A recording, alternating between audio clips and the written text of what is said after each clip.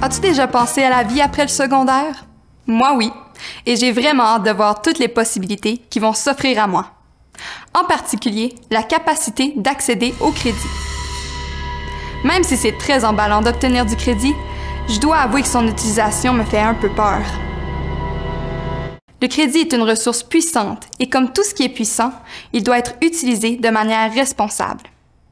Peut-être qu'on doit l'étudier un peu plus, juste pour faire en sorte de savoir comment ça fonctionne.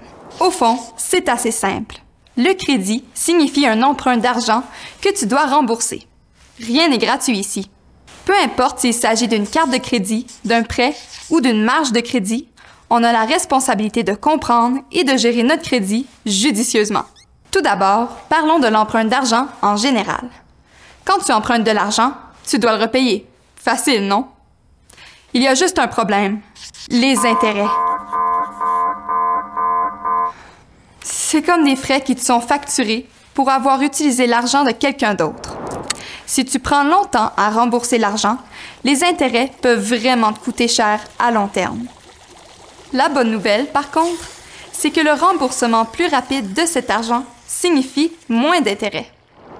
C'est brillant, non? Ensuite, il y a les cartes de crédit. Ce sont des outils importants pour les achats en ligne et en personne. Elles ont une limite pour les dépenses et, chaque mois, tu reçois un relevé de compte. Mais, souviens-toi de payer la totalité du solde avant la date d'échéance où tu devras payer des frais d'intérêt. Et ces frais sont pas mal élevés. Si tu effectues tes paiements à temps, tout ira bien. Ouais, pas si mal. Les marges de crédit offrent des taux d'intérêt plus faibles qu'une carte de crédit, mais fais attention, les intérêts sont applicables immédiatement. Et finalement, il y a les prêts. Ils sont parfaits pour les plus gros achats. Mais fais attention aux petits caractères. Les intérêts pourraient rôder.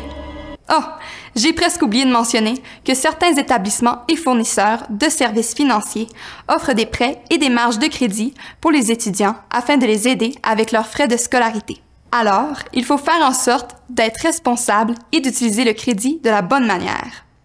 Tu dois connaître la somme que tu empruntes, le taux d'intérêt et le moment où les intérêts entrent en vigueur.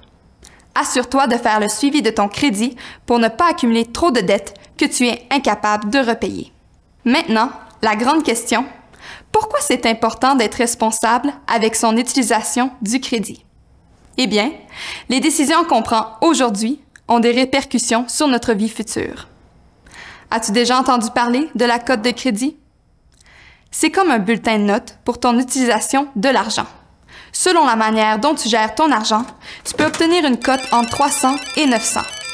Les prêteurs y jettent un coup d'œil quand tu demandes du crédit. La perfection est rare, mais si tu peux établir de bons antécédents de crédit dès le départ, c'est comme ça que tu peux assurer ton avenir.